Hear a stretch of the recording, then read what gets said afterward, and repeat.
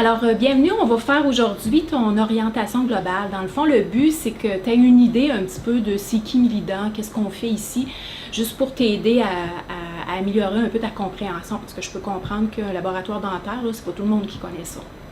Alors, en fait, notre vision à nous autres, un laboratoire dentaire, pourquoi? Ben, en fait, d'où vient le nom Millident? Parce que le monde me le demande souvent. Millident vient du mot militaire, parce que mon conjoint et moi, parce qu'en fait, c'est une entreprise familiale. Et puis, on était tous les deux militaires, et puis on cherchait vraiment quel nom qu'on pourrait donner. Et après, en fait, quand on part en entreprise, puis on cherche des noms, ça nous coûte des sous. Alors, à un moment donné, on est des anciens militaires, ça fait qu'on va dire qu'on s'appelle Millident. Dent pour dentaire, naturellement, puis milli parce que c'est millimètres, parce qu'ici, on travaille vraiment là, dans des petites choses avec des millimètres puis des microns même. Alors, c'est là que ça vient, Millident. Notre vision, ben en fait, notre vision, c'est toujours à long terme. Qu'est-ce qu'on a le rêve de devenir? Quand on commencé, on avait 4 employés dans un petit local de 350 pieds carrés. C'était tout petit. Et on avait la vision de devenir très grand, de devenir très productif et efficace. Donc, on voulait être un laboratoire qui produit rapidement et de haute qualité. Alors, dans nos compétitions, on a souvent un ou l'autre. Alors, on a des laboratoires qui sont très, très, très productifs, mais la qualité est de qualité C, moindre. Puis, tu as des laboratoires qui sont moins productifs, mais leur qualité, là, elle est vraiment A+++. Nous autres, on voulait trouver un équilibre entre les deux, puis jumeler les deux. Alors, c'est ça, en fait, notre vision. Puis, pour arriver à cette vision-là, il fallait comprendre un petit peu c'était quoi les besoins de notre clientèle. Puis notre clientèle, je vais t'en parler tantôt, mais en fait, c'est les dentistes puis les spécialistes, puis leurs difficultés, eux autres, parce qu'ils travaillent là, dans une bouche, là, grosse comme ça, puis c'est quand même assez stressant.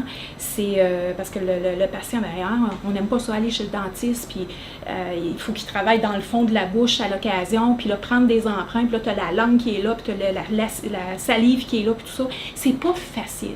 Fait qu'on s'est dit, nous autres, là, notre travail, ça va être de faciliter leur travail. Fait que c'est ça notre mission. Fait qu'à chaque fois qu'on va faire quelque chose, on va toujours se poser la question, est-ce que ce qu'on fait, puis qu'est-ce qu'on donne, puis ce qu'on envoie, est-ce que ça facilite leur travail ou bien on rend ça très difficile pour eux autres? Alors c'est ça notre mission, faciliter le travail de notre clientèle. Nos produits, bien, en fait, on a comme 3 catégories de produits. On a ce qu'on appelle des prothèses fixes. Des prothèses fixes, là, ça dit fixe, c'est parce que ça ne bouge pas. Probablement que tu as déjà entendu dire peut-être le mot couronne ou un cap. Hein? Quelqu'un qui manque, que sa dent est cariée et puis la dent a besoin d'être travaillée puis il y a quelque chose qui va par-dessus, là. Donc, ça dépend de la terminologie que les gens utilisent. Bien, c'est ça qu'on appelle une prothèse fixe.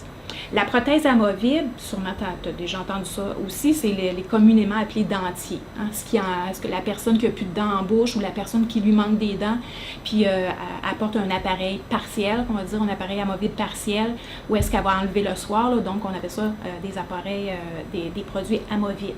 Puis tu as les produits orthodontiques. Donc si, par exemple, tu as eu des broches quand tu étais jeune, quand ils enlèvent tes broches, il doit te mettre un appareil pour que tes dents restent alignées. C'est ça, on appelle ça des produits orthodontiques. Donc, c'est les 3 grandes catégories de fabrication de produits qu'on fait ici.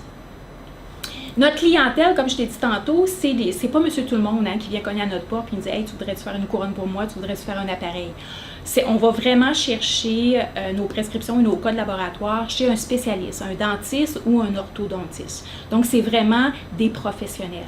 Alors, chez Millident, on travaille avec des professionnels, donc on va demander à ce que tout le monde, on démontre un certain professionnalisme. Super important. L'engagement de l'équipe Millident, en fait, on va te demander de faire en sorte que, ici on travaille en équipe. Hein, il n'y a pas beaucoup d'individualistes, dans le sens où est-ce qu'il n'y a pas personne qui fabrique un produit du début à la fin. C'est vraiment une grande chaîne de production. Alors, tout a un impact. Ce que toi, tu vas faire, peu importe dans quel département tu vas être, il va avoir un impact de ce que tu vas faire et de la façon dont tu vas le faire sur le département ou sur la prochaine étape. Alors, ça prend beaucoup, beaucoup de collaboration. Ça prend du soutien à travers les membres. Ça prend, en fait, pour arriver à être efficace puis productif, on amène les gens à vraiment développer des habiletés. C'est vraiment super important. On ne te demande pas d'être parfait, il n'y en a pas. La perfection, elle n'existe pas. Par contre, on va te donner des critères, puis on va t'aider à arriver à un certain standard, le standard qu'on veut que tout le monde suive. Ça, c'est super important. Puis l'autre chose aussi qui est super important, c'est que tu vas voir, tu vas en faire des erreurs. Moi, j'en fais des erreurs, tout le monde en fait des erreurs. On ne t'approche jamais sur la tête parce que tu as fait une erreur. Mais ce qui va être super, super important, c'est d'apprendre de ces erreurs, parce qu'en fait, les erreurs, ils nous coûtent des sous, ça c'est sûr et certain. Puis de faire en sorte, de tout mettre en sorte pour qu'on ne répète pas la même erreur. C'est ça qui est important. Continuellement, apprendre à s'améliorer, c'est super important ici, parce qu'en fait, tu vas voir, à moins que tu as fait le cours de technicien dentaire, puis même encore, le marché il change tellement, les produits changent. On a toujours besoin dans une entreprise de parfaire nos connaissances. Fait que ça, c'est super important. Je vais te présenter quelques membres de l'équipe pour que tu puisses te reconnaître un petit peu. Alors, si tu as la chance de rencontrer ce monsieur-là, là, habillé comme ça, là, pas de cheveux, ça, c'est le propriétaire. Ça fait que, à l'occasion, tu vas le voir, parce que Pierre, il s'occupe du développement maintenant, puis on a plusieurs succursales. Alors, il se promène un petit peu partout. Alors, si tu le vois là, tu lui dis un beau bonjour avec un beau sourire, parce que c'est ça qu'il veut. En fait, peut-être que tu vas le voir après un mois que tu es rentré, mais ça va être super important que tu lui dises un beau bonjour puis un beau sourire. Si tu travailles à Moncton, parce qu'on a un laboratoire à Moncton, donc tu vas travailler avec Alejandro. Alejandro, c'est le copropriétaire du laboratoire là-bas, c'est celui qui va s'occuper de ta formation.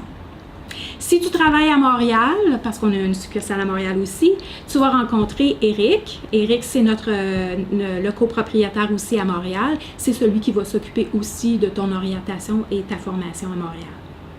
Maintenant, à Gatineau, on est plusieurs, on est à peu près 76 personnes ici. Alors, tu vas avoir la chance de travailler avec Eric. Eric, c'est le directeur général. En fait, Eric, c'est la personne que ça fait 22 ans qui est avec nous depuis le début et qui a fait tous les départements. Alors, il a même commencé chauffeur. Et il a fait toutes les tâches, tous les départements pour se rendre directeur général aujourd'hui. Alors, c'est la personne qui connaît le plus l'entreprise après Pierre puis moi. Georges, c'est son assistant. Georges, c'est la personne qui est extrêmement versatile et qui va s'occuper de la formation. Donc, il fait un petit peu de tout.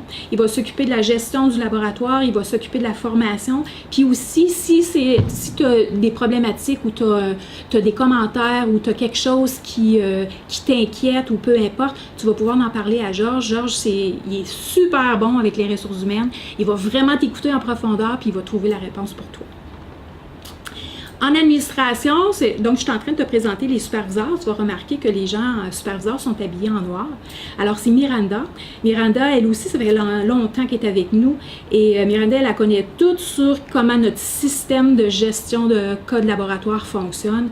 Au niveau des ressources humaines aussi, elle va pouvoir t'aider. Alors, si tu as des questions, tu vas définitivement pouvoir poser des questions à Miranda.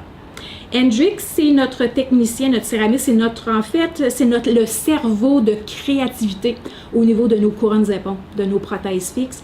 Il va inventer des produits, Hendrik, et il adore aider les gens, il adore enseigner aux gens. Cette personne-là, il va rester après les heures d'ouvrage pour te montrer puis répondre à tes questions. Alors, c'est vraiment une personne d'expérience, d'expertise. Martin, c'est notre superviseur dans le département de CAD/CAM. Donc, quand je t'ai montré là, la fabrication par ordinateur, alors c'est Martin qui est responsable de ce département-là.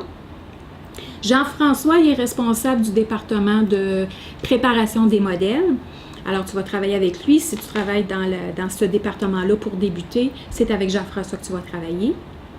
Yves, c'est le superviseur du département d'Amovible. Alors, c'est dans son département qu'on fait des prothèses, des dentiers puis des partiels.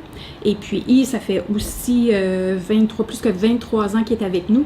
Donc, lui, c'est une encyclopédie sur deux pattes. Toutes les questions que tu peux poser, là, il va avoir la réponse. So, une chose qu'on reconnaît dans notre laboratoire dentaire, c'est l'avancement. Les gens vont souvent rentrer dans un département et puis vont vouloir changer de département éventuellement, vont vouloir apprendre d'autres choses, puis vont vouloir se spécialiser dans quelque chose. C'est ce qu'on recherche, puis c'est aussi l'expérience qu'on a eue. Donc, il y a beaucoup de gens qui vont rentrer, donc en principe, ceux qui n'ont pas d'expérience, qui n'ont pas été à l'école pour devenir technicien dentaire, vont rentrer dans notre département de préparation des modèles, notre département de plâtre. Et là, il va y avoir donc différentes positions. Il va y avoir l'apprenti, donc la personne dans la première année qui apprend. Ensuite, la personne va graduer. Donc, au fur et à mesure que la personne est capable de faire plusieurs styles de cas dans différents départements, donc la préparation des modèles dans couronnes épons, dans les prothèses amovibles, au niveau des dentiers, au niveau des plaques, au niveau de l'ortho et au niveau des plaques occlusales par exemple, bien, la personne va avancer dans son cheminement. Ça fait que tu avances en salaire aussi. Dans ce département-là, si tu veux rester dans ce département-là, tu peux te rendre jusqu'à superviseur. Fait que le superviseur, naturellement, c'est la personne qui a beaucoup de connaissances, qui a beaucoup d'expertise, qui est capable de répondre aux questions des autres collègues de son équipe, et c'est la personne qui va avoir développé le leadership. Dans le département de métal, on a un petit peu la même chose aussi. Donc, tu as la personne qui connaît rien du tout, qui va commencer à faire peut-être une tâche de polissage qu'on va appeler, et puis tranquillement pas vite, elle va apprendre le métier. Alors dans mon département présentement de métal, j'en ai plein de gens qui ont commencé, là, ils ont juste appris comme ça d'un autre technicien qui leur a montré à faire une tâche, deux tâches, trois tâches, puis finalement sont capables de fabriquer des couronnes épons. Alors absolument, est-ce que c'est possible? Oui, c'est possible. C'est définitivement possible, ça s'apprend. Et encore dans le département, la personne peut aller jusqu'à la supervision. Encore une fois, c'est les connaissances, c'est les compétences, c'est la versatilité, c'est d'être capable de répondre aux questions, à toutes les questions. Dans le département de porcelaine, on va aussi commencer, on peut avoir quelqu'un avec aucune expérience qui n'a jamais, qui n'a pas fait d'études en technique dentaire, qui va commencer comme apprenti. Fait que ça fait juste te donner un exemple un petit peu de qu'est-ce qui est demandé. Naturellement, aussitôt que la personne devient céramiste, tu veux, donc elle a développé l'habileté d'appliquer la porcelaine sur la prothèse, sur la prothèse fixe. Là, normalement, c'est des gens qui ont été à l'école, sinon qui ont beaucoup d'expérience, qui ont travaillé dans d'autres laboratoires. Alors, c'est sûr que pour se rendre à ces niveaux-là, tu peux vouloir te rendre là, mais nous autres, on va te le demander à chaque année. Quels sont tes objectifs? Qu'est-ce que tu as appris durant l'année? Puis c'est quoi tes objectifs de carrière? Puis c'est comme ça qu'on place les gens à bonne place, dans le fond. Département des prothèses, c'est la même chose aussi. Donc, j'ai des gens qui ont de l'expérience, j'ai des gens qui ont fait leurs études, j'ai des gens qui n'ont aucune expérience du tout, qui ont commencé comme ça. Et puis, ils vont commencer apprentis juniors, ils vont apprendre le métier. Et puis, finalement, ils vont être capables de monter des dents sur une prothèse, comprendre la technique, puis comprendre les principes de base. Alors, est-ce que c'est possible? Absolument que c'est possible. Au niveau de l'orthodontie, c'est exactement la même chose. J'ai plusieurs postes, dont certains qui n'ont pas besoin d'expérience du tout, on va vraiment t'apprendre, versus d'autres où est-ce qu'on va demander une expertise particulière. Et encore une fois, la personne peut se rendre superviseur. Dans ce département-là, en fait, la personne qui est superviseur, c'est pas une personne qui a de l'expérience en ortho, mais c'est plutôt une personne qui a énormément d'expérience en organisation, parce que c'est vraiment la qualité, la caractéristique qui est le plus en demande dans ce département-là. C'est comme tu peux voir, tout dépend de tes caractéristiques, tout dépend de tes forces à toi. Il y a de l'avancement dans pratiquement tous les départements. Le département de CAD/CAM, CAD/CAM, en fait, c'est parce qu'on travaille avec des ordinateurs, ça fait qu'il y a beaucoup de logiciels, ça fait que ça va être les gens ça va être plutôt les jeunes, les plus jeunes qui vont avoir une facilité à apprendre différents logiciels. Parce que là, on parle d'une fabrication virtuelle. Ça fait que là, c'est quelque chose, c'est un autre style d'apprentissage. Mais encore une fois, en fait, mon superviseur, présentement, il a commencé avec aucune expérience dans la salle de préparation des modèles, puis aujourd'hui, il s'est rendu superviseur dans le département de CAD/CAM. Alors, encore une fois, est-ce que c'est possible? Absolument. Département d'administration, mais ça va du commis jusqu'à l'adjointe administrative, le superviseur, puis j'ai même un département de comptabilité, un poste en comptabilité aussi.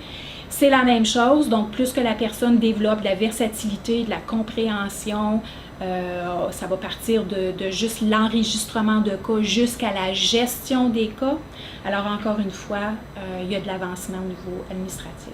Donc, en conclusion, comme tu peux voir, il y a de l'avancement. Ce qui est important pour nous, justement, c'est que la personne, on puisse placer la personne à la bonne place. Fait que oui, tu as eu une porte d'entrée dans un poste X, ça va être en fait ta responsabilité à toi de regarder qu'est-ce qui se passe autour, de poser des questions à tes collègues, puis en fait de te préparer. Si tu veux changer de poste, ça va être important que tu te prépares. Puis là, justement, tu vas avoir des vidéos d'entraînement, de formation qui vont te permettre de te préparer lorsqu'il va y avoir un poste d'ouvert. Nous autres, on va préconiser les gens qui sont à l'interne avant d'aller chercher les gens qui sont à l'externe. Alors, il y en a de l'avancement. La responsabilité est sur toi parce qu'en fait, c'est ton apprentissage. Nous, on ne va pas te prendre par la main pour le faire à ta place. On ne peut pas le faire à ta place, mais on va te donner tous les outils pour que tu puisses vraiment cheminer selon ton objectif de carrière. Je suis aussi coach personnel et professionnel, donc comme je t'ai déjà dit, quand tu viens dans mon bureau, c'est pas pour te faire taper sur la tête, c'est au contraire pour t'aider à développer des moyens pour arriver aux objectifs que tu t'es fixés. Parce qu'en fait, si toi tu fonctionnes bien, bien nous autres aussi on fonctionne bien en tant qu'équipe, puis l'entreprise fonctionne bien, ça fait que nos clients sont contents, ça fait que tout va bien. C'est comme ça qu'on bâtit, si tu veux, une atmosphère qui est super positive. Alors, bienvenue chez Mélisan, puis je suis vraiment contente que tu fasses partie de notre équipe.